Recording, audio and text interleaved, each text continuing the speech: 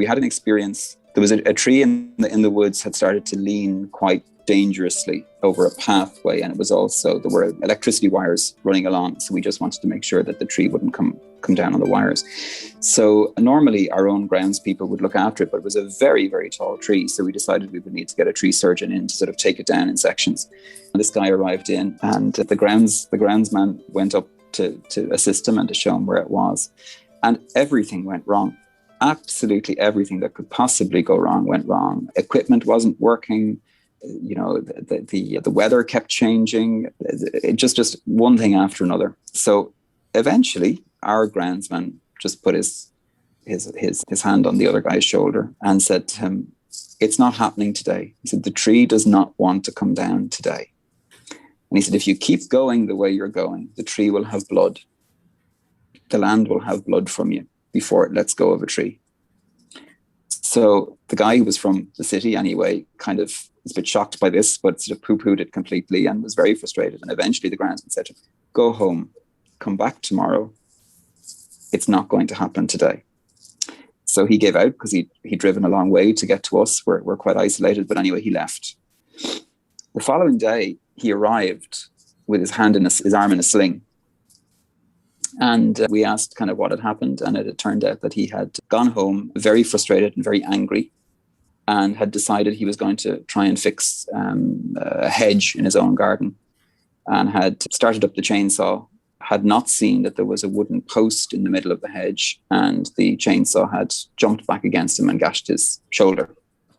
But he got a big shock and you know, a nasty gash that had to be bandaged up. But anyway, he came back to direct the taking down of this tree. And the minute our local lads saw that this had happened, they said, "That's fine, the tree will come down now, the land's had its blood." Oh. And within 20 minutes, the tree was down. No problem. It just came out of the earth. It just lifted up and came out of the earth and came down. So there was very much a kind of a feeling of, you respect the land, or the land will have its, you know, will make its presence felt. Now, whether you want to call that genius loci or elemental spirits, or whether you want to talk about, you know, collective unconscious or archetypes, it doesn't really matter. The people up there know it works, and they work with it. Oh my God, I cannot breathe. Hello, you're free. I believe that the tree of knowledge of good and evil is Iboga. Shamanic practice is to actually go visit yourself at your own death. Withdraw your permission. Tell it to get the hell out of here. They use crushed seashells, coca leaves, and saliva. Then I land back on Earth. Everybody thinks it's just been 3 years, but it's been maybe 3 lifetimes for me.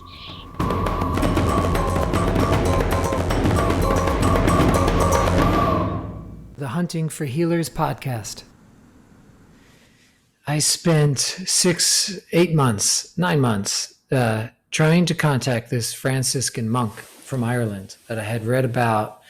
I read his poems, and most of all, I read about his engagement with nature, him speaking about some of the elemental energies around him, but from a contemplative perspective, everything from Faeries, the good folk, to Irish folk healing customs, to poltergeist experiences where he cleared energy.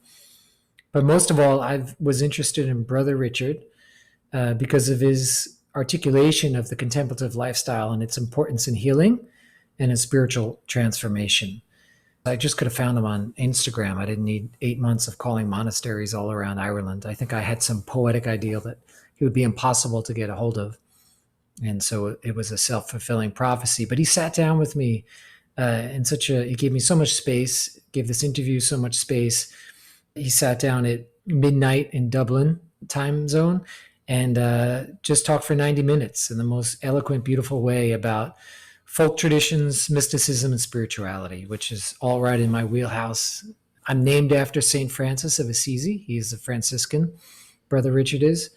And so I'm easily interested and engaged because of the connection. St. Francis called it Sister Moon, Brother Sun, Mother Earth, Brother Wind, Brother Fire, Sister Water. So St. Francis was the saint of the animals and connection. And Brother Richard was planning to go to school for zoology before he went into the monastery. So I'm so excited to have Brother Richard on. I'll leave some links in the show notes that you can find about retreat centers and places to donate to. And I'll hand it over to the brother. How are you, sir? I'm so happy to finally have you on. I'd imagine that doing podcasts is not the primary goal of a monk. Not quite, but yeah, we're happy to be listened to wherever people will listen to us. So there you go. Great, wonderful. Well, thank you so much. This podcast is primarily about healing, and physical healing, spiritual healing, both of it. And I was thinking that there were two components of healing that I thought were important. One was connection with nature. And this has been true, not because I say it, but it's in these lineages, traditions, traditional Chinese medicine that I practice. Absolutely. And the second I thought was imagination. Imagination that most of our experiences in relationships are not even actual, they're more in our minds. I spend more time in my head with somebody than I do actually, and certainly it's true about the divine. From what I've read and what I've listened to, you seem to hold both of these in your life and in the way you live. Yeah, well, I suppose for your listeners, I represent the Franciscan lineage within the Catholic tradition, founded by St. Francis of Assisi in the year 1209. Francis, for those who know a little of him, was a man both of great imagination and of great connection with nature, who saw all of creation as something sacramental, as literally a word of the divine. So within the Judeo-Christian tradition, we would see God as present in and through all of his creation.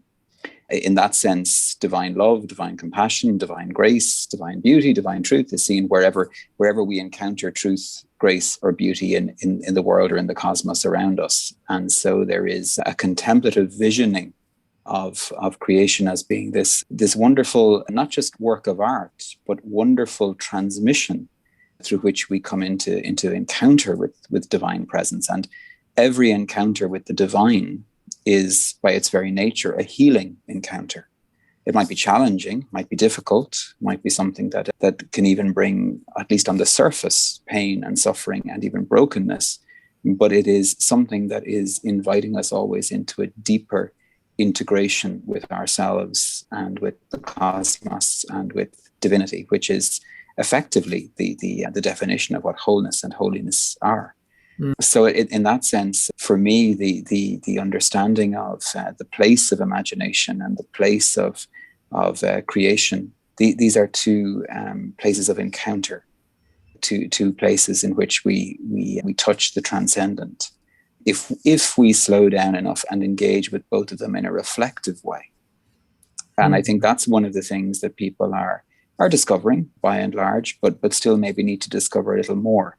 It is that we can pass through the experience of the imagination in a reactive way. We're talking about kind of the way we deal with relationships, everything in our own heads, everything kind of bouncing off the stimulus of ego or of past experience or of the difficulty maybe that our own lineages have passed to us, and all of these kind of archetypal images. And even the same is true, we can pass through a beautiful landscape, but because we're so caught up in our own reactivity, we miss it. And we can miss the encounter with the landscape itself and through the landscape with the divine. So I think what's important about the monastic lineage, the Franciscan lineage, as I represent it, or at least try and represent it, and we're all only trying, is an invitation back into the reflective capacity that is at the heart of humanity, indeed at the heart of all of the great wisdom lineages and traditions, to come into a space of reflection, a space of contemplation, a space of meditation that allows us to begin to encounter reality as it is. And rather than as we would like it to be, or as we would hope it is, or as we think it should be, or any of those kind of ideas that we sort of impose upon it. And then the imagination becomes something that doesn't take us away from reality, right? But actually becomes a place of deeply symbolic truth, a place of encountering something that is so far beyond our linear time and our rational minds to comprehend that it's only through the imagination that we come into the presence of those kind of truths. Wow. Growing up in Ireland, which is where I assume you did grow up, Yeah. your imagination fueled you. What was your relationship like with your imagination as a child? Oh my goodness, it was extremely important. It was not just, obviously, as most children are, the imaginal play is extremely important. But I was a reader belonging to a family of readers. Family of readers. Well, we read everything and anything, and we're encouraged to do so. I was very blessed to have had a mother who believed that if a child asked for a book, then if at all possible, the book should be given to them. And as a result, we read widely and voraciously, and still do to this day, all of us. My three siblings are involved in various kind of creative and writing and teaching endeavors. I have two brothers, both of whom are involved in the comic book industry. So that's about as imaginal as you can get. And my sister is a teacher and looks after very young children. So again, all of them very, very involved in imagination. But I think there is something within the Celtic psyche, in as much as it comes down to us in any way in modern Ireland, that definitely invites expression through the lens of imagination, the lens of poetry, the lens of prayer, the lens of storytelling. And so thankfully we grew up at a time when the internet had not been heard of, smartphones were not a thing that anyone had or even imagined. And so stories, both in imaginative play and in as part of entertainment, and particularly stories of family, the stories that were handed down by our parents and by our grandparents, gave one a real sense of story as a means of connecting with a wider and deeper reality. No matter what went on in life, there was always a story to be told that would impart some little bit of wisdom, or at least attempted to impart wisdom. But it also engaged one in a reflective way of being. Because for story to be told, there has to be an audience who has learned how to listen. And I think one of the things that we miss nowadays is that there are many, many people telling their stories all of the time. But do we actually have the capacity and the ability to listen? Because listening demands presence, and presence demands that reflective capacity. And unfortunately, at least for the Western world, at least for the 20th, 21st century Western world, the necessity of slowing down to be present is often something that people are extremely uncomfortable with. We see it even within the monastic tradition. People come on retreat. They all want to go on retreat. Retreat is a great thing at the moment. And you bring them on retreat and you separate them, for 24 hours from their phones and from their devices and from connection with the internet and from all of those kind of things. And there's a panic. There is a real, we joke nowadays, or we talk at least a little bit about kind of digital detox, but there are the symptoms of detoxification. There is panic, there is agitation, there is worry, there is the inability, the feeling that they're not going to be able to get through this. But if they do, and if they're held in a very warm and healing and humorous space, because it's important for us all to laugh at all of these things to some extent, what can happen then is that the gears are there, the mental gears are there. They might need to be oiled a little through the practice of meditation and prayer and those kind of things, but they are there. And so people begin to slow down and they begin to breathe a little more deeply and they begin to be a little bit more centered. And then what happens is very often, creation intervenes at that point. The landscape sort of invites them into a new dialogue, into a new way of being, into a way of actually pausing and being still. And what sounded crazy to them at the start, to go and be with the trees, or to go and be with the ocean, or to go and sit in the chapel in stillness and in silence for a while, becomes something very, very enriching. And the other thing that becomes very important at that point is that their own life story begins to be told through a reflective lens rather than a reactive lens.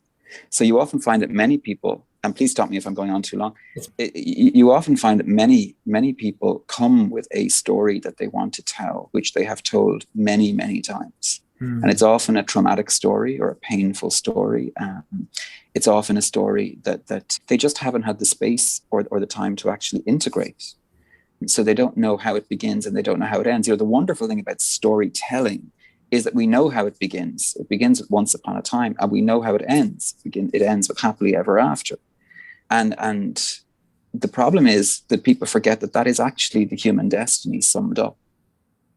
We are catapulted from eternity into time. Once upon a time, we find ourselves the subject of change, the subject of events that sometimes are outside of our control. We are brought into challenges, just like the heroes and heroines of the fairy tales and the myths. But all of the great wisdom traditions actually tell us your destiny is happily ever after. But you only get to that by actually going through the challenges, the difficulties, the problems, and eventually arriving at a wisdom level which begins to reintegrate these experiences, so that other people who are following along the path behind you, find in you then a guide. So the difficulty for a lot of people arriving into the retreat space for the first time, or the contemplative space, or the reflective space, is they have the narrative of pain. And the pain is absolutely real. The traumas are absolutely real. Nobody for a second is saying that these people have not suffered or gone through difficulties or problems, because everybody has. I have, you have, everybody has. The difficulty very often is that they do not have a narrative of meaning, of transcendental meaning, in which to rest their story. And so as they begin to encounter, whether it's the Franciscan tradition, whether it's the trees around the monastery, whether it's the beach or the sky, suddenly there is a moment of being able to put down your story, to rest it securely in a much greater and bigger story. It's the story of compassion and incarnation and love and redemption. And if I find that my particular little human story, as broken as it may seem, is actually part of that greater story, then suddenly I'm in a situation where I can actually stand back from it, reflect on it, and then begin to take out from my experiences wisdom,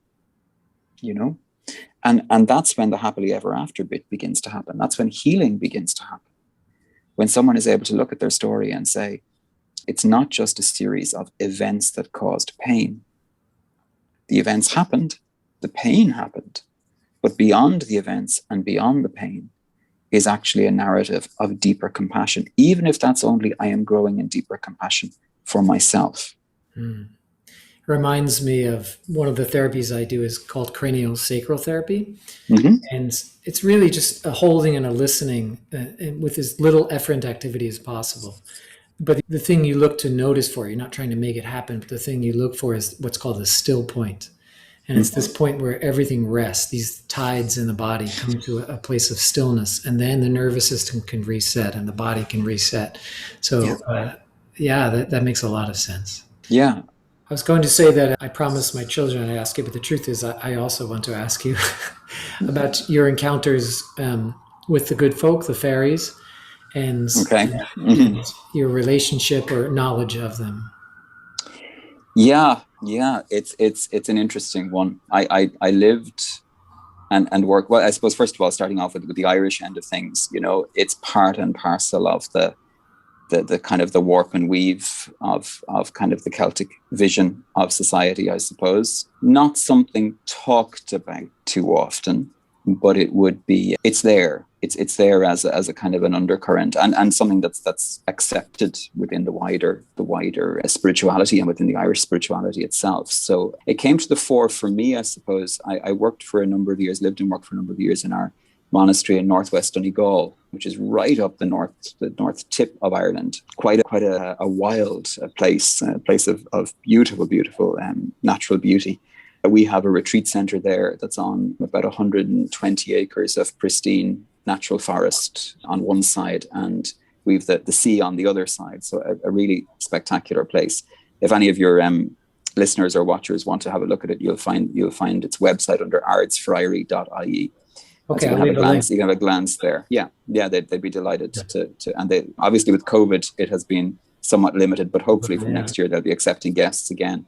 Right. But that landscape up there, the fairy faith, as it would be called, which is the sort of set of belief about the good folk, would be very prevalent. So when I went up there first, being a city Dublin boy who was full of these stories, but had never really encountered it, I was speaking to the custodian of the grounds up there. He's a wonderful man. His family had been there for generations. And we were chatting about what needed to be done around the grounds and in the woods one day. And he was talking about, there's a holy well on the site. And he was talking about some of the traditions of the holy well. So I thought this was a good opportunity. So I said to him, what about the fairies? I said, does anybody, still believe in the fairies? And his response to me in perfect Donegal fashion was, nobody believes in the fairies. So I said, okay, that's me told. And then he said, we don't have to believe in them. They're there. So I said, okay. And I said, what do you mean? And he said, they're there.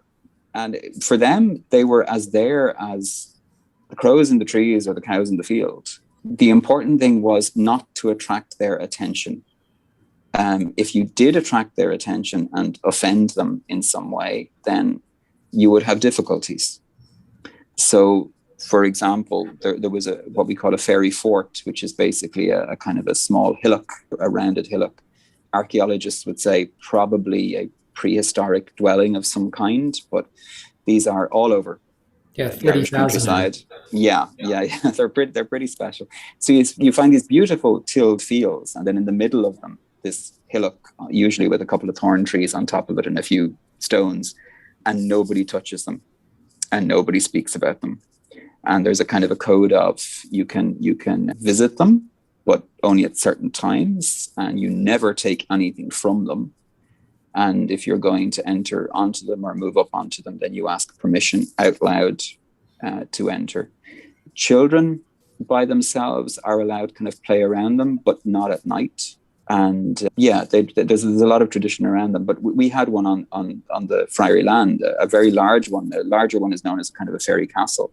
And this one had 4 beautiful, beautiful big beech trees growing out of it, and 3 or 4 massive quartzite boulders growing out of it as well. It's a really stunning place. The landscape around there gets hit by lightning storms quite often. There's a lot of storms. And on one occasion, one of the beech trees was hit by lightning, and it cracked, and a large piece of it fell down onto the land, the kind of common land. Now, we had trees that come down all the time in terms of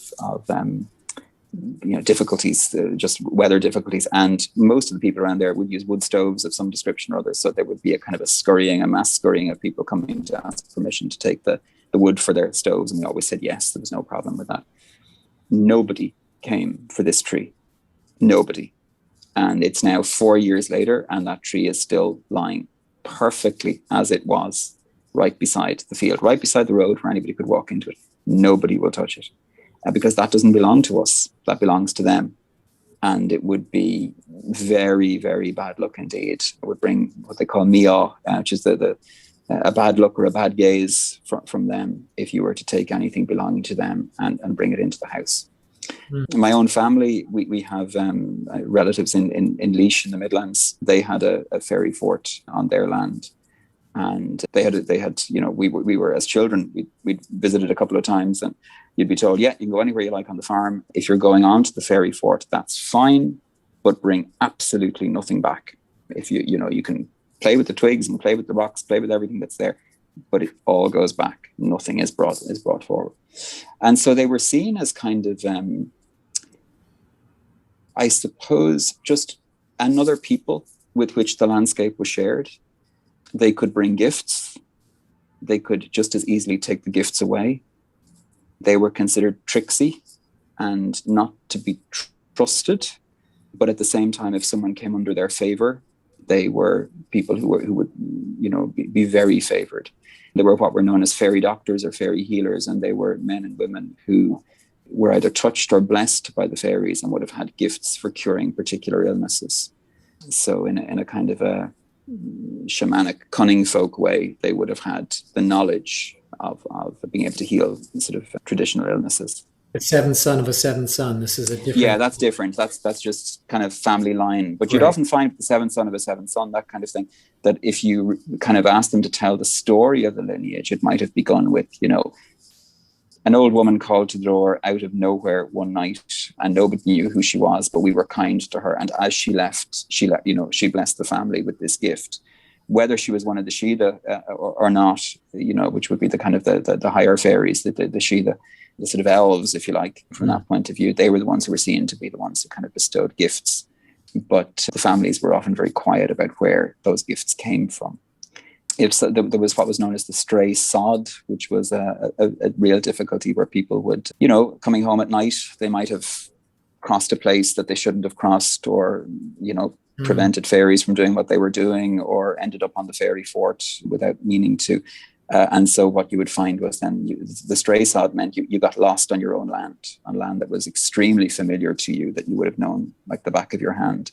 Lots of stories of people stuck in a field going around the hedges but never finding the gate, hearing people searching for them off in the distance but not being able to contact them. And so the cure for that was, there were various prayers and things like that, and then part of the practice was to take off an item of clothing and to put it back on inside out.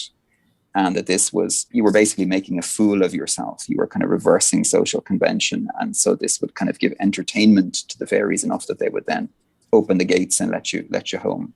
About making an offering to them in some way. Yeah. The offering thing is interesting because it's become more popular. There's a kind of a wave of, I suppose, the sort of neo-pagan wave that's around at the moment. And there's a kind of a return to this idea of treating with or making offerings to the fairies. The older people look really askance at this, because they say the offerings were only ever made before to appease or to kind of to keep them at bay, and that you're far better to fly underneath the radar and really have nothing to do with them if at all possible. Precisely because of their kind of capricious nature. But if something went wrong, we would often be called in to deal with issues that might have happened on the land and to lay peace back on the land again, where people would have received what was known as kind of the fairy shot or the fairy blast, which could appear as a sty in the eye or a lump on the body, or a paralysis even at times, those kind of things that would happen. The old cure for that was they would come to the church and they would receive the sacrament of confession, and then they would have a gospel read over them, which was usually the first chapter of St. John's Gospel, the famous "In the beginning was the Word," which finishes with the naming of Christ as the light, Christ as the one whose light can never be overpowered by darkness. And it was usually with the ending of that gospel that the person would experience a kind of a freedom from whatever had been holding them at that stage.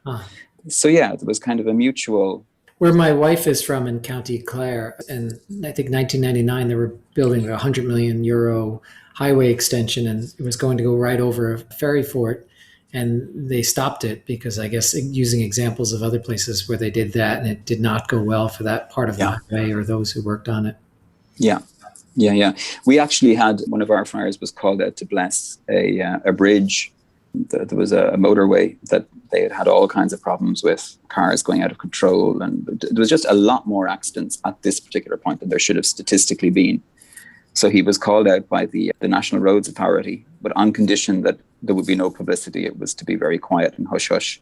They didn't want to admit that they were having to call on a monk to come out and settle the road. And he went out and spoke to the road and had a service of blessing out there very, very early in the morning when there was nobody else around.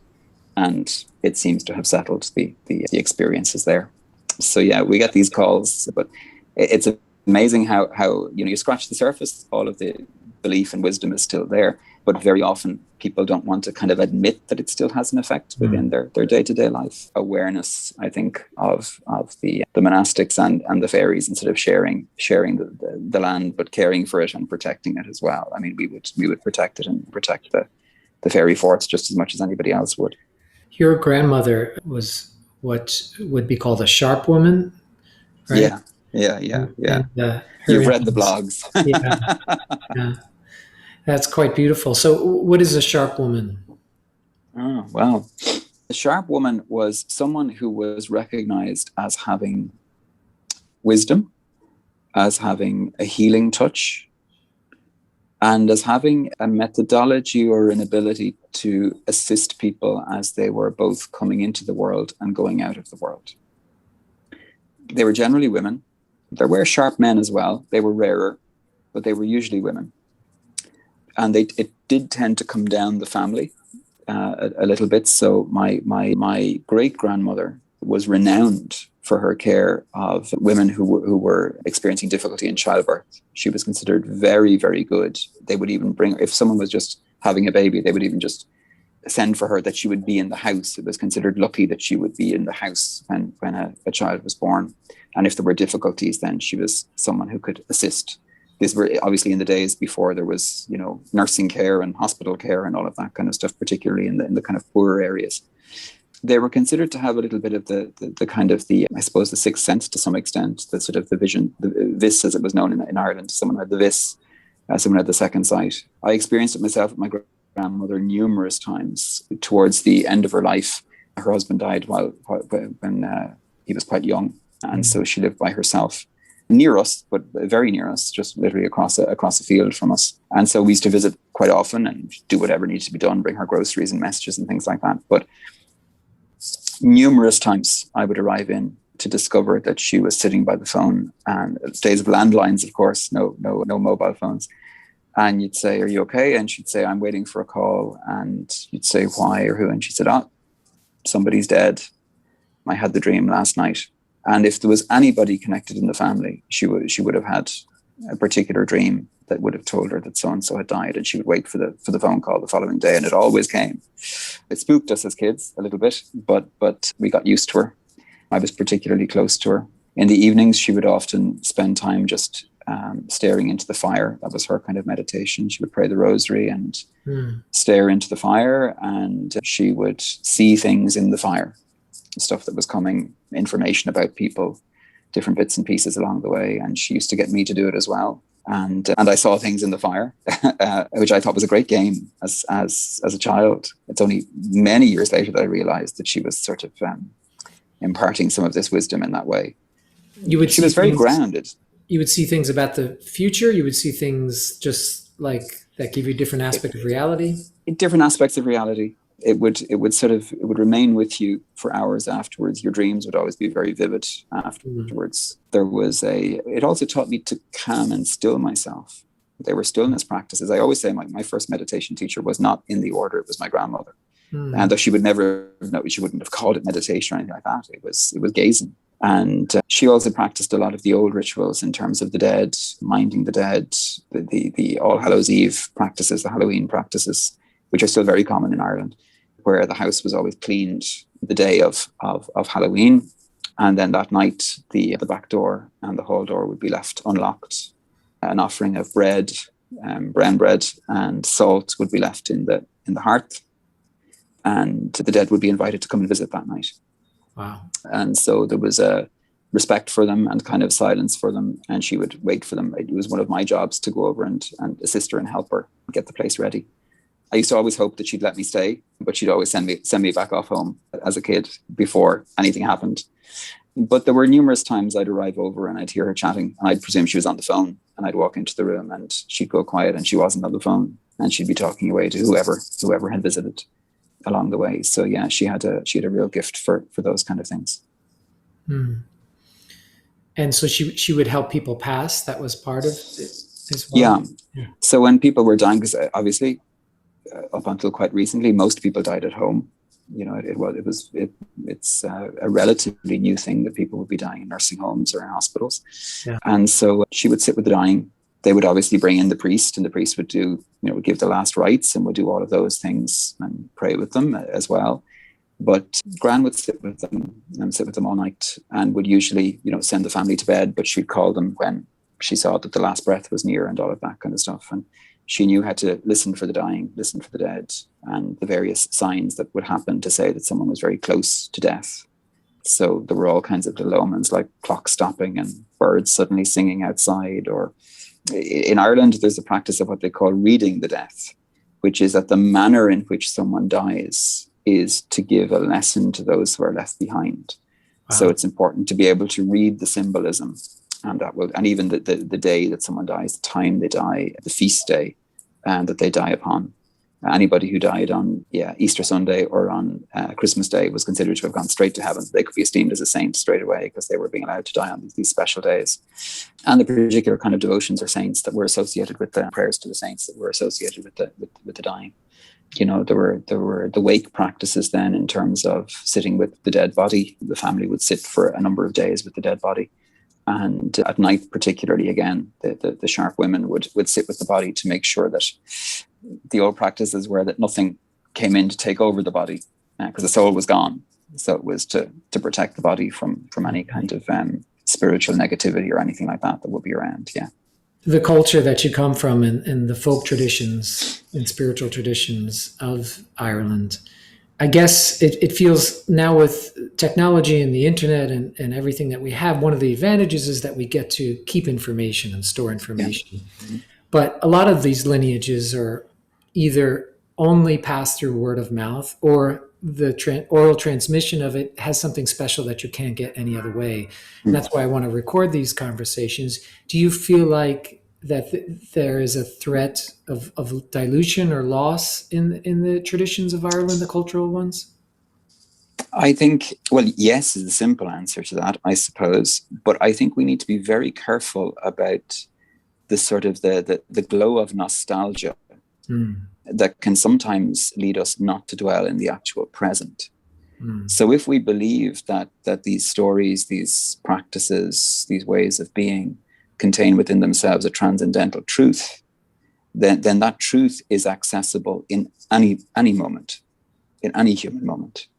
When we take it into the context of religion or of mysticism, then we believe that that's not just a transcendental truth, but the truth itself is an encounter with a relational other, which we would call the divine.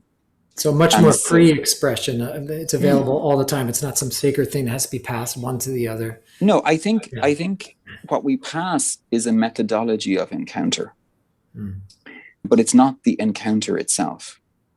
There's a wonderful story told from the very earliest days of the Christian monastic tradition, the days of what we call the Desert Fathers and Mothers. They were the first monastics who went out into the deserts of Egypt and Lebanon and many other places around about the late 300s or so, and they wanted to devote themselves completely to this transforming experience of meditative prayer.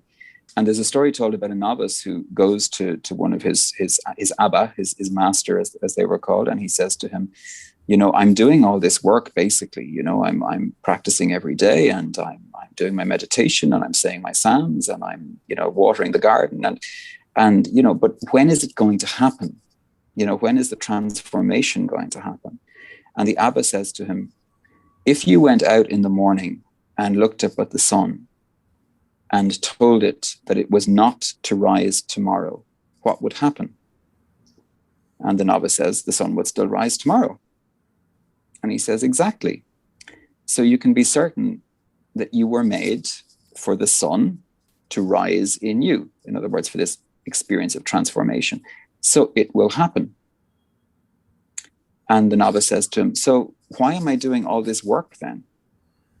And the Abba says, so that when the sun rises, you will be awake to see it. Wow. So in that sense, the work that we do, the work that all of these traditions hand down, the methodologies that they hand down, they are so as to create the best conditions possible for the encounter. But the encounter itself is not in our power to have.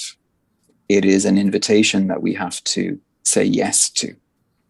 And so all of the practices, the ways of being, etc., that have been handed down, some of them are extremely useful and very, very powerful indeed. All of these great practices and prayer forms and lineages, and I use them obviously, and we teach them to anyone who's interested in having it. There's no secret knowledge here. It's all for anyone who would like to learn of it or be part of it. But it's important for us not to get caught up in the technical aspects. The practices are only useful in so much as they facilitate the encounter. And the same is true even for the cultural ideas of lineage and storytelling and all of those things. It's very important to preserve them as ways in which the human mind and being works well. We know this for thousands of years. All of the cultures have told stories, have encoded this within story, have encoded it within practice. We see similarities across things like rites of initiation and rites of healing. And, all of the traditions maybe have different ways of doing it, but if we look deeply, we can see core elements that are the same. And it's very important not to lose those things. But I think we also have to encounter our reality as it is and say, okay, well, none of this is going away anytime soon. So how do we flow with it? How do we create spaces and methodologies that work within the actual world we are in at the moment, so that people can find these experiences and find these methodologies and find that they work within the context of their own day-to-day life, so that the encounter can be facilitated for them? Because not many have the luxury of going to a monastery or out to the deserts of Egypt or off to the forest somewhere to spend months and years. But at the same time, it's very important that they don't take the sort of the commodified, meditation light or enlightenment light. I work for a spirituality center in Dublin. Sometimes it's known as the Sanctuary Center, and it was founded by a wonderful contemplative sister called Sister Stan Kennedy. And one of the reasons that she founded the center and it's right in the city center, was so that people in their busy lives would have the opportunity to actually enter a contemplative space, and enter a space of nourishment for their soul, for their mind, for their heart. But understanding that they are doing this coming from a busy life and returning to a busy life. And so it's important that we create these oases spaces, I think, for people, and that people are encouraged and indeed even taught how to create these oases for themselves. Wow, that seems really vital. So you're I guess you've spent time in Dublin, and you've also been in other monasteries or other contemplative places. Within the Franciscan tradition, St. Francis believed, as he said, that the world is the cloister. So in other words, the cosmos is the monastery itself. And in that sense, he kind of renewed monasticism, which up until then would have had a very clear definition that a monk or a nun vowed themselves to a particular monastery, and they would stay there for the rest of their life. So for example, if you want to meet a Benedictine monk, then you have to go to a Benedictine monastery to meet them.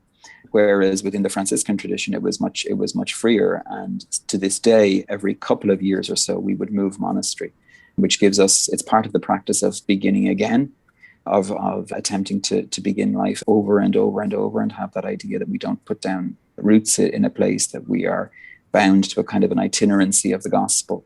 And that's within the Franciscan tradition. So currently I've lived in quite a number of our friaries around Ireland. I've also lived in England. I've worked in Italy, done a little bit of work in Canada and the States. Yeah, we move around. So it's basically wherever we're needed, we're sent. And that's part of the life, yeah. What is the sacredness of physical places? So in the same way that I sought out a conversation with you and had a location and a trajectory and a technique, are there encounters with the divine in one form or another in a physical place? And what is your relationship with physical places and their sacredness? Well, I think it's a hugely important question. In the Gaelic language, in the Irish language, there's actually a proverb that says "Cuimhnean an Tír na Manaigh," which means the land remembers the monks. That's what it comes from. And it's that idea that if you have had concentrated spiritual practice in a place over time, let's call it the energy of the place changes. And so it is easier in those spaces for people to enter into reflective practice, contemplative practice, into healing spaces. So round about the 1500s or so, when the Protestant Reformation first began, many of the great monasteries of Ireland were closed, and under a wave of persecution were abandoned. But the people still continued to come to those places to celebrate their weddings, to bury their dead, to seek for healing, even though they were ruined places, and bare ruined cloisters where late the sweet bird sang, as Shakespeare said.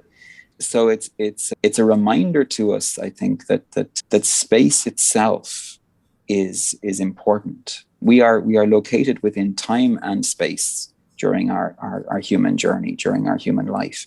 And so just as we sanctify time by having these oasis moments along the way, these moments of deeper prayer or deeper connection with the divine, with our brothers and sisters, with all of creation, it's also important, I think, that we recognize that space has a part to play. And it's not to say that you can't encounter God or the divine anywhere. There's a lovely Franciscan definition of God, one of our great mystic teachers, St. Bonaventure, building on Greek philosophy, defined God as the one whose center is everywhere and whose edge is nowhere. And it's a reminder to us that if we are attuned to divine presence, then we will find its depths anywhere we go. Yet, practices like pilgrimage, practices like retreat, visiting centers of practice, even discovering someone who just shines a bit, with the divine presence, and being with them and visiting with them and spending time with them, they are the refreshments to the spirit that are needed. And also, I often say to people, they ask me, how will you know these places? And you'll know them simply because you slow down, because there is a sense of peace and a sense of truth. So if you are sad, it's not that you'll walk into that space and feel happy. It's that you will walk into that space and really feel your sadness, but feel it being held in a gentle way. Wow. I think that the divine never asks us to be untruthful. So we have this sort of idea, I think, that's been handed down sometimes, that, no matter what's going on in my life, when I go to prayer or when I go to meditation, I have to be this wonderful, centered, peaceful person. And that's absolutely not true. We look at all of the great saints and mystics and teachers of all of the different traditions. The thing that they brought to their practice was the truth of their being. And as one teacher, one of our teachers said, there's no feeling you're going to have that's bigger than God. So whatever you bring, even if it's anger with the divine over what has happened, even if it's tremendous sadness, even if it's saying to the divine, I don't even believe you exist. Well, even by the very fact that you're having that conversation, you're in that relational encounter, and at least there is space for truth and for growth. I encounter parents an awful lot that worry about their children and feel, that they've no spiritual practice, or they've left maybe traditional faith, or they've left, the experience of church. And the first question I always ask them is your child a loving person, a kind person? Are they someone who's pursuing truth in their life, pursuing love in their life? And if they are, then they are pursuing God, whether they want to call it that or not. The scriptures themselves say that God is truth, that God is love. So once we're pursuing love and truth, then we're in a place, a space in which the divine has access to us, and we have access to the divine. So from that point of view, I think we need to understand that while we can encounter the divine anywhere, there are places and times and efforts we can put in that maybe, like the monk in the desert, that maybe kind of prepare us for the sunrise a little bit more easily. As a child, when did you first get the glimpse that you were going to have maybe a different life, that you were going to be called to something?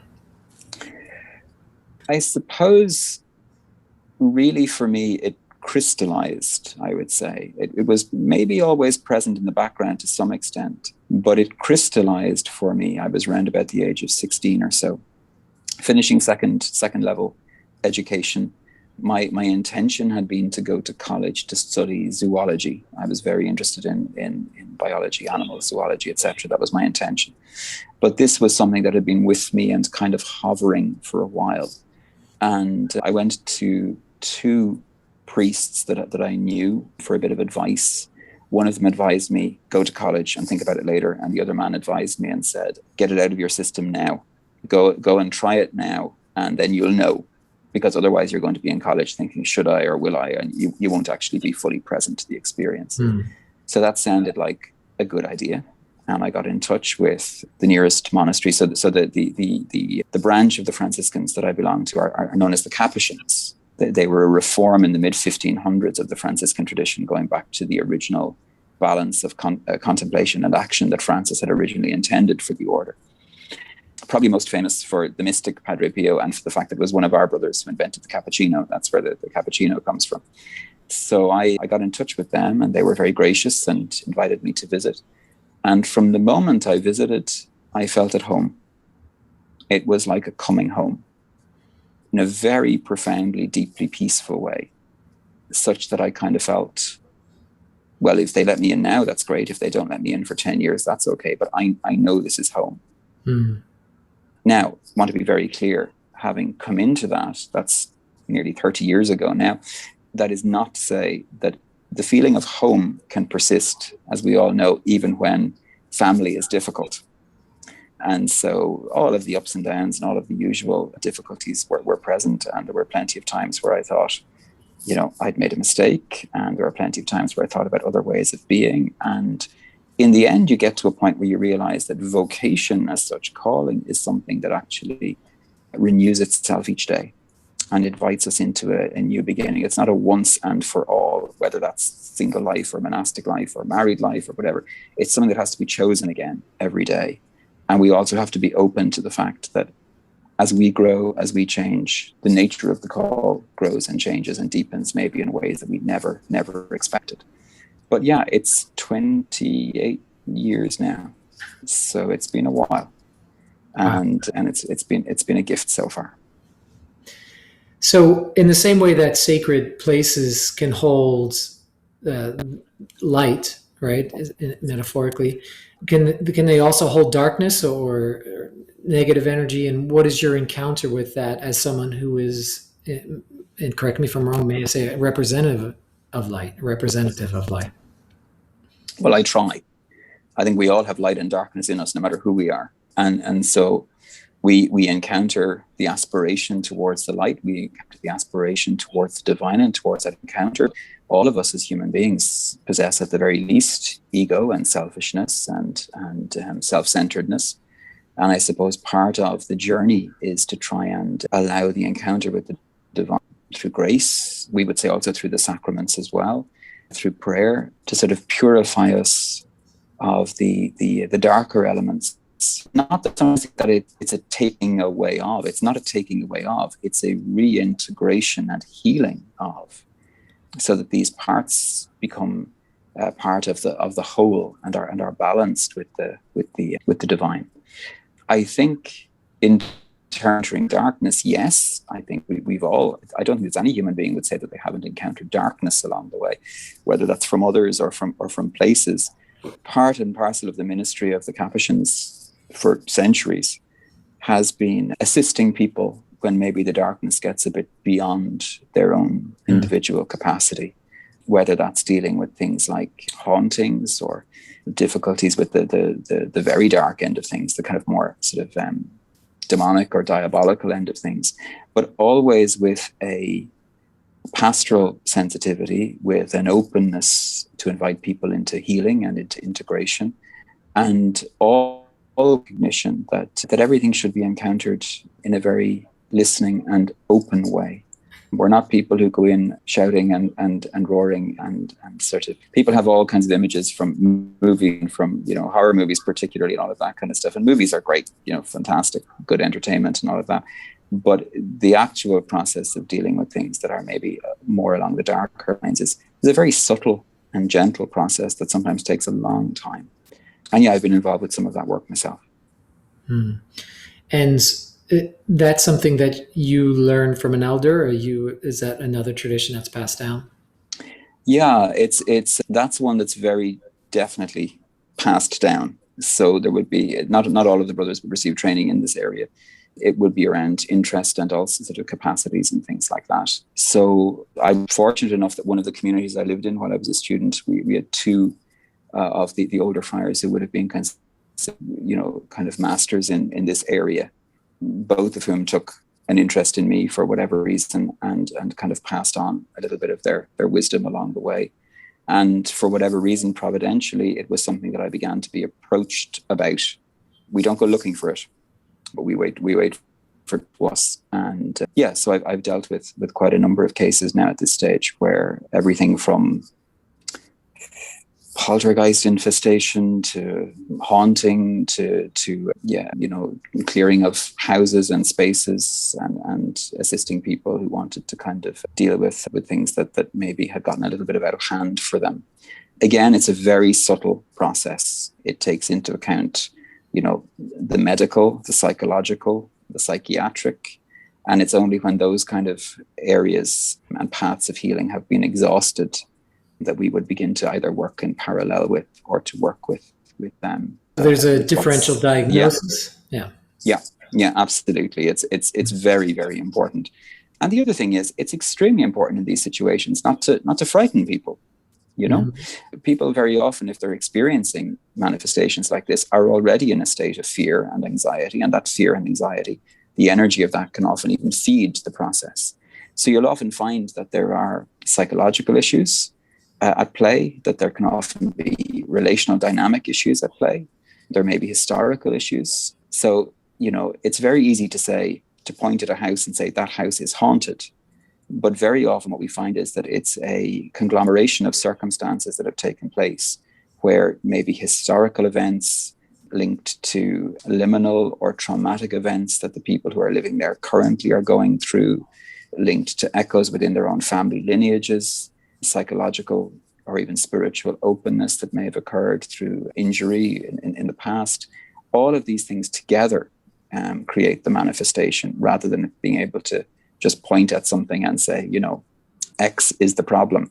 And so it can take a lot of talking and a lot of listening. So there's some sort of mirroring. Expanding energy.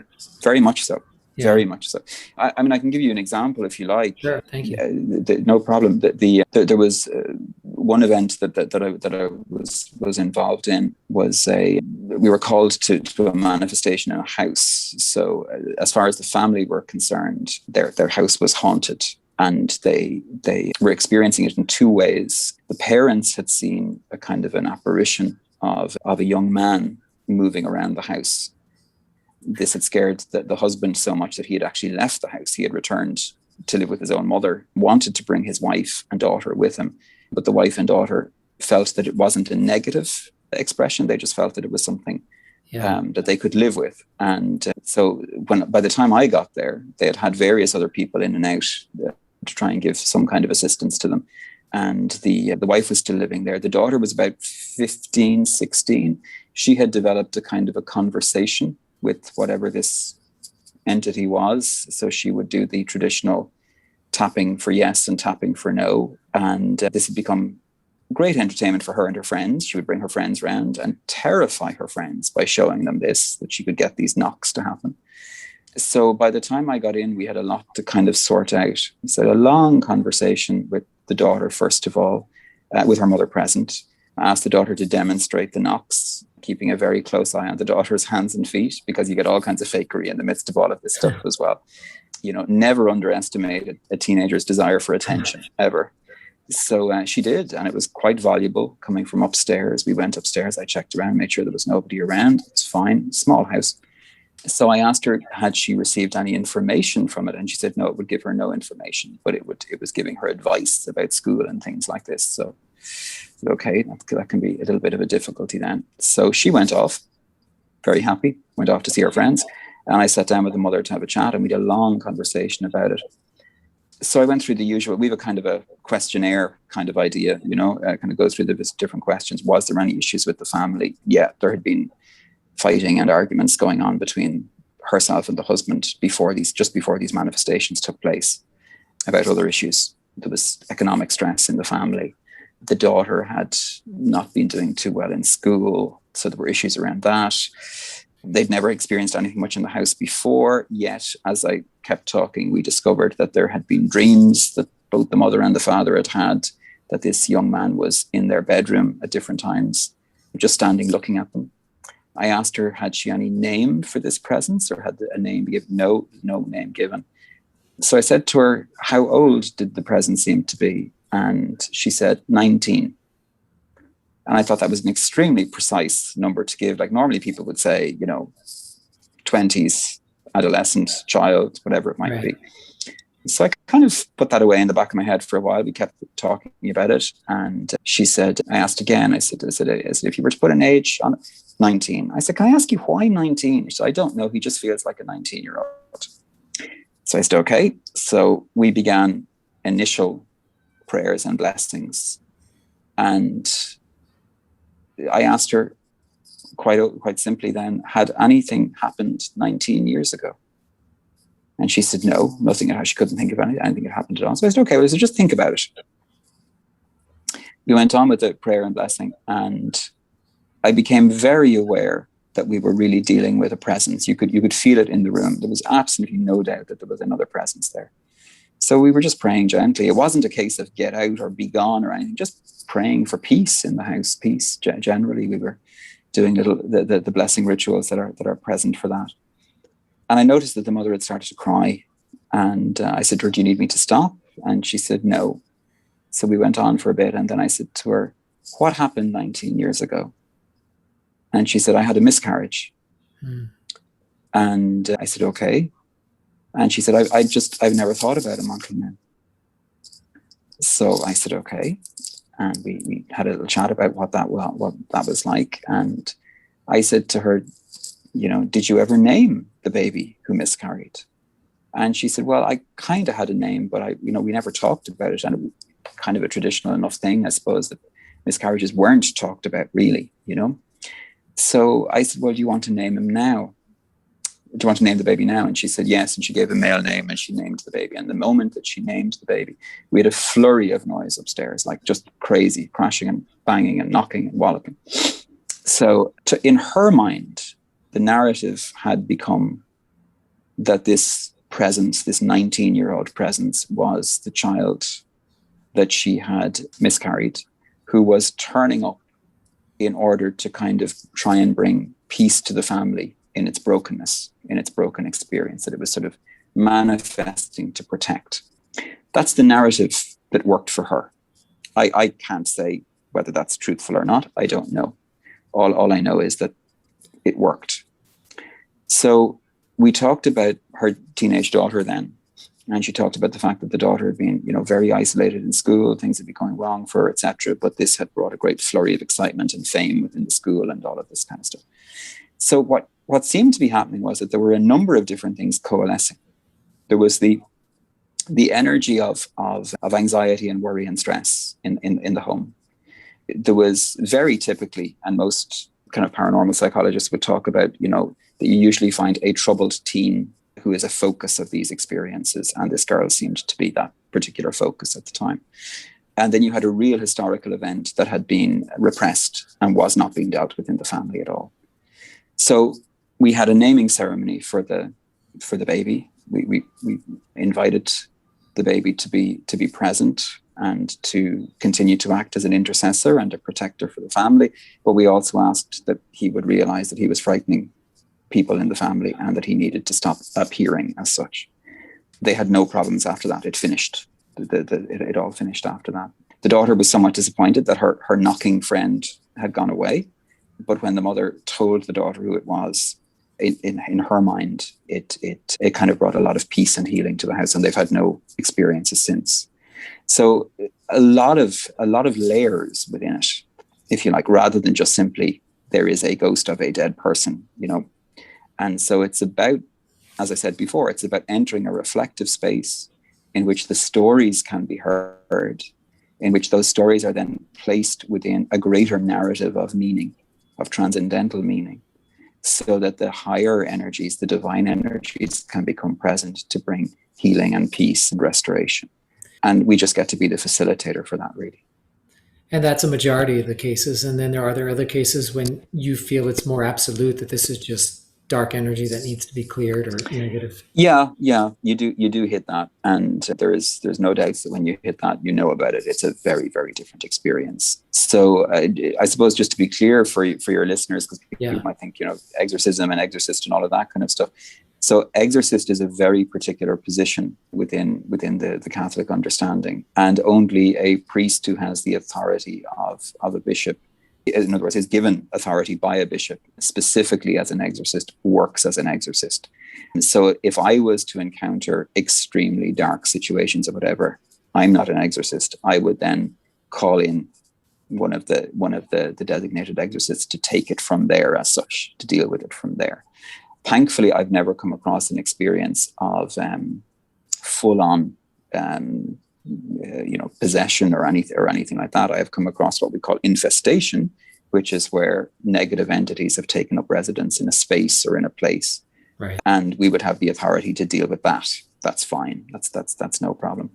But one of the masters that I was talking about before, one of the priests who had sort of given me a little bit of training, he had dealt now with a very, very difficult experience with an individual who had been absolutely was, as far as they were aware, was possessed, and who had committed terrible acts of murder and all kinds of things before they were found. He was actually called in by the psychiatrist, the forensic psychiatrist who was dealing with the case on behalf of law enforcement, because even they felt they were dealing with something that was completely beyond them.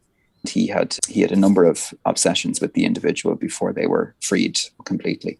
But that individual actually finished their life in a home for the criminally insane. They were freed from the attachment, but they had still committed the crimes as far as civil society was concerned. So unfortunately, that was the way that finished. But there was a significant shift in the person and how. Oh yeah, absolutely, yeah. And they were very aware. Where there is full-on possession experience, full-on, the individual has no memory at all of the acts committed while the possession is ongoing, and also spiritually would not be considered culpable for anything that's done during that experience. And that's why it would be very, very, it's only, as I say, once full psychological assessment and full psychiatric assessment are done first, before you would actually even begin to test somebody for the possibility of possession. Well, in the same way that people are so vastly different, you couldn't just say all people are like this, like humans are absolutely like that, right? So I would imagine that in other live, communities of life, that there would be a large variance in terms of who. So is it possible that there would be beings or energies that would have more spiritual encounters, or the higher spiritual encounters from your point of view only human experiences? No, I don't think so at all. I think there's a whole cosmology of spirit and of consciousness out there. I think anybody who's had a beloved pet, whether it's a dog, a cat, whatever it might be, knows that they are encountering intelligence. They're encountering spirit. And I mean, even within the classical Christian theology, we would say that while the question of soul is present, that while human soul is one thing, there's also animal soul as well. And that there is a connection and a communication between these intelligences. In fact, our difficulty as human beings is that we are locked outside the conversation that everything else is having. One of the great archetypal myth story, of course, is the creation story within the book of Genesis, which specifically makes clear that before the fall, as such, before humanity's fall into self-centeredness, into egoic selfishness, we were in a position where there was full communication with all of the levels of creation, including the divine, face to face. The difficulty is with that fall inward, with that fall into self and into allowing egoic desire to have its kind of way with ourselves. We lost contact. We lost our ability to converse. And that's why we see in the lives of so many of the great saints and mystics and holy people that as they ascend, as they come to a level of integration with the divine, a level of holiness or wholeness, what tends to happen is an ability to have much deeper communication with all of the levels of creation. I can't remember who it was said it, but there was a famous writer who said that our problem is that we're not just excluded from the conversation, but we're in the next room listening through the wall. And so our for the majority of us, we have this tremendous desire to be part of that conversation, but also a feeling of apartness. Now, the problem is if we turn that apartness into an idea that we are better than or separate from or dominant over, then that's when it becomes problematic with our way of relating to the rest of creation, as we've seen over so many centuries. Again, the Franciscan tradition invites us above all into what we call universal fraternity, the idea that every being, from the stones on the earth to the human being I live with, is to be encountered primarily as a brother or a sister. In other words, at a level of equality. It's the Franciscan poem, right? Yeah, the brother, sun, sister, moon. Yeah, it was the great canticle of St. Francis that he wrote, encoding this vision. And again, it was encoded poetically. So the idea is that my responsibility as a follower of the Franciscan tradition within Christianity is to attend to every other presence in a listening, compassionate, open way. It's my responsibility to learn their language, not their responsibility to change so that I accept them. And I think that's a way forward in every field, from conflict resolution right the way through to the ecological movement.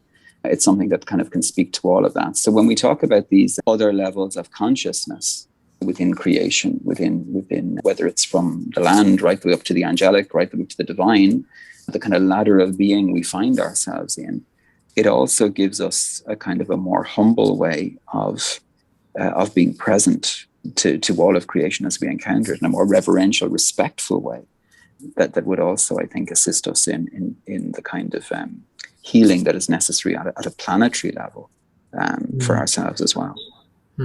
Quite timely, ecologically. Yeah.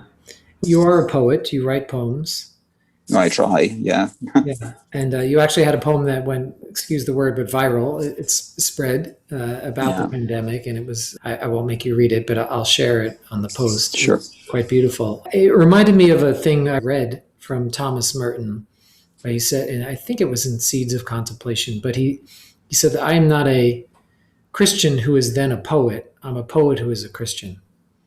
And I don't think he was speaking about hierarchy, but how he comes to the practice, how he comes to his spirituality was as a poet, not a spiritual being who then tries to write poetry about spirituality. Sure. Yeah. I think that's true for everybody is an artist to some extent. Everybody is working on a work of art, which is their own life. And I think the lenses or the tools that we use, whether that's poetry or music or conversation or, physical creation of something or the creation of family, the creation of relationships, everybody is in some way sub-creating. And so when our talent for sub-creation, whatever that might be, connects with the divine creator, then it flowers fully. Another writer and creator, famous one, J.R.R. Tolkien, famously said that it is only when we actually create that we become as alike to the divine as it is possible for us to become while still in this earthly state, because the divine is defined above all else as creator, as the one from which everything that is arises. And so while we can't create out of nothing the way the divine does, we sub-create. So we take all of the gifts that have been given by the divine and we in some way amplify them or embroider them or weave them together into new things. And in that sense, we are united with the divine and sort of creating with the divine. I think for me, in terms of poetry for me is something that arises out of the practice of meditation. So it's sort of two sides of the same coin. I could not imagine writing poetry without meditative practice, and I couldn't imagine my meditative practice without it sort of resulting in poetry from time to time. I wrote poetry for a long time before I ever published any of it. It was only as part of some of the more reflective retreats that I was doing that slowly I began to put stuff out, and then that particular poem went everywhere. And it's still amazing what it has resulted in. But for me, poetry, and I don't say this in any kind of egoic way, but I think for anyone who is writing music or writing a novel or writing poetry or writing whatever it might be, putting things together, the sub-creative moment is the moment when something flows through you as opposed to you having to force anything.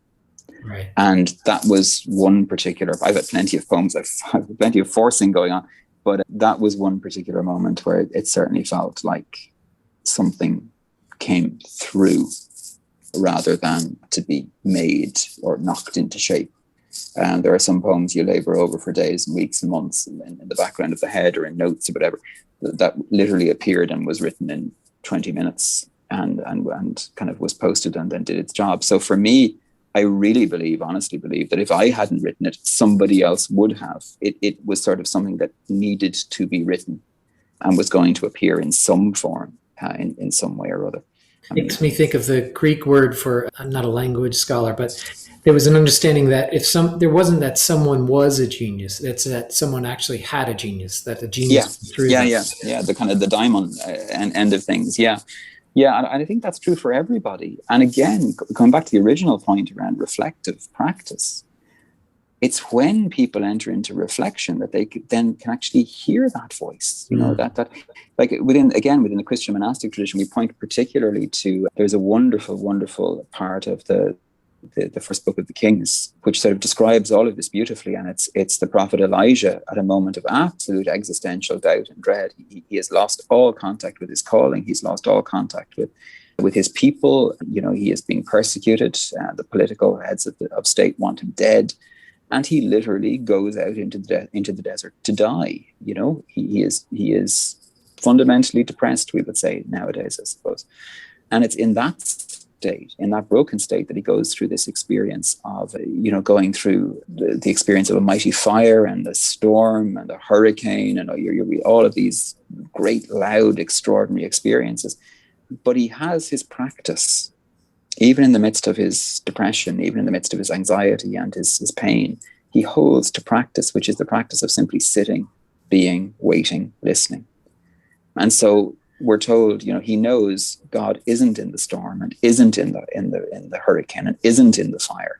And it's only when all these things have passed that he then hears the still small voice. And the Hebrew scriptures are very clear. It's not a sound that appears after these things are gone.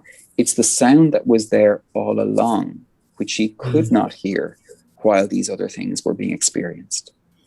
And so I think that's one of the things that we can enable for people with all of the wisdom of all of these lineages and traditions, is to allow them the space and the training, if you like, to know when you're going through the fire or the storm or the hurricane or whatever, the voice is still there, even if you can't hear it. But if you hold to reflective practice long enough, if you hold to your prayer practice, your meditative practice, your relaxation practice, whatever it might be, eventually stillness, in the moment of stillness, you will feel that genius working through you. You will hear the voice of the diamond. You will hear the voice of the divine working within you and through you. And then there's a moment of having to decide, will you yield to that or not? Will you work with that or not? It's a choice. It's always a choice, and it's a choice moment to moment, I think. In the New Testament, whenever Christ heals someone, I always took note that it seems like in many of the examples, he immediately says something to the variation of, you were healed by your faith. That it wasn't just in him to give it to the person necessarily, although that may have happened as well. But there was an openness. And it makes me think about our responsibility in receiving. And it's not just like a positive thinking, because like babies can be healed, dogs can be healed. Of course, yeah. Not that they have, but it's in the act of openness, I think, in an open heart. I think that the most important thing is that the healing, the physical healing, is only the surface event. What's actually happening is a deepening of relationship. And for that to take place, there is an encounter with the divine that always, always, always waits on our permission, always waits on our freedom. And so when Christ says, your faith has saved you, or your faith has healed you, what's happening in that language, and of course, once we're speaking about the scriptures in English, we're 2 languages away, 3 languages away from the original. But the understanding there is that something dynamic and relational has happened in that moment, that the person has been restored to a unity with themselves and with the divine via the healing event.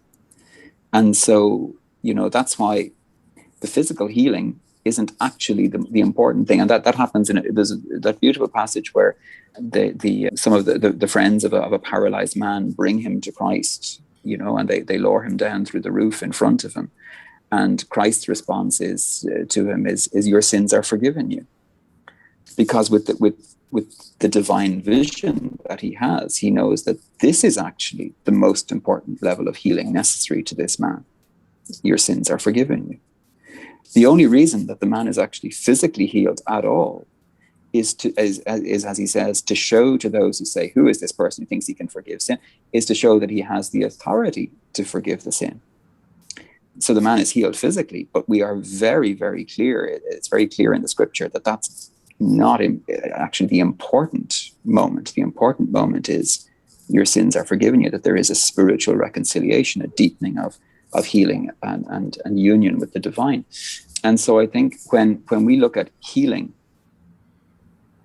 there's a difference between fixing and healing.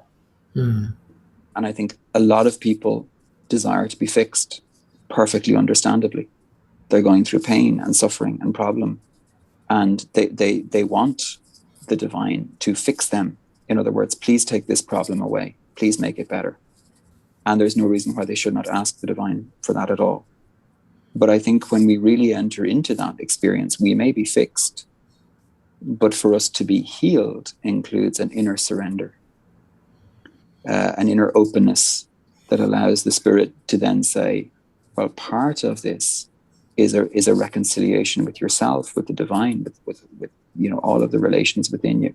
And it's interesting that when we see people who've been healed, when we really work with people who've been, whether they've been healed through medicine or through natural means, or whether they're spiritual or a combination of all three, if there has been real healing, there will generally be a spirit of deep gratitude present, a spirit of deep humility and deep openness, and an understanding that in some way they have been restored so as to better the community, better the relationships around them, better themselves. And it will often send them on a deep spiritual inquiry. So I think there's definitely a difference between simply having a problem fixed, a broken bone mended, and a healing which doesn't just take place in Well, every podcast I ask the same last question, which is, how do you see your own death? Is that something that you ever think about? And if there was a way that you would like to pass, how would it be? Well, in the Franciscan tradition, we greet death as sister. She is sister death. And we spend a lot of time meditating on our own death.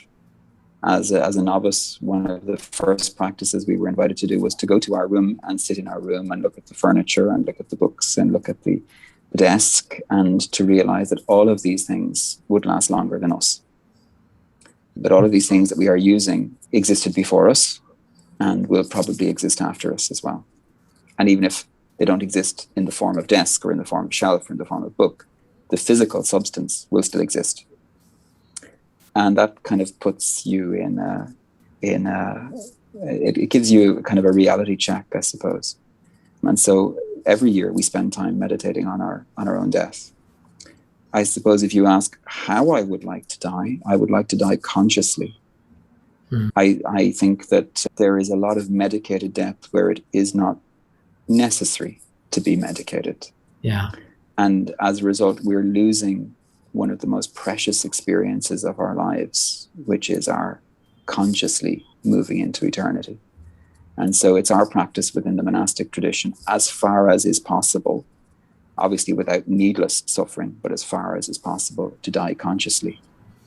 And so I hope that happens. I hope that I get to die consciously, willingly, openly, and to allow that to be a last gift, to kind of enter fully into the mystery of, however we will be greeted on the other side. But I've as someone who has assisted at a huge number of deaths, I've been present at the moment of death for many, many people, young and old. The one thing that I can absolutely say is that nobody dies alone. Nobody dies alone. There is a moment of recognition just as the person passes, a moment of presence, however you want to put it, that is absolutely tangible. And we certainly go somewhere, and we are certainly received by others. It's not my job as a Franciscan to tell anybody else, what they should believe or how they should believe. But it makes me very confident in the Christian understanding, the Judeo-Christian understanding, going back. One of the most ancient titles for God, for the divine, was Hamacham, which is just the place.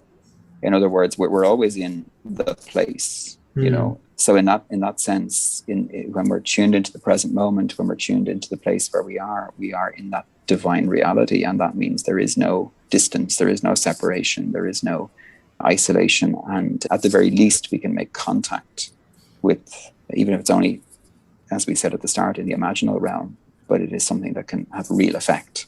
That as I look to that, whenever it will happen or however it will happen, it is certainly a journey and a transition and a change. And it will be interesting to see what it looks like. Well, I would imagine you're passing on your grandmother's gifts, and that's beautiful. It's very beautiful. I hope so. I know it's late, so it's okay. Don't worry. Wonderful. And thank you. And apologies for all of the back and forth over days and weeks and months trying to organize this. So I'm glad we got to do it finally. It made it richer in the end. So I hope so. I hope so. Well, thank you indeed. Thank you. Thanks for inviting me to be part of this process. Your gathering, the gathering of individuals you have is quite extraordinary. Yes. Well, I'm so happy to spend this time with you. Thank you, brother. You're welcome. Many blessings to you and to Ireland at this time. And right back to you and to your family as well. God bless you. Thank you. God bless. Bye-bye. Thanks for listening to this podcast, Hunting for Healers. Special thanks to Barrett Martin for his indispensable music. And like I said, there is some in the show notes. There will be links to places you could find Brother Richard and the monasteries that he has stayed at and is at. Please subscribe, pass it on. That's how this podcast will survive. And let me know if I'm doing a good job or not. Thanks for listening.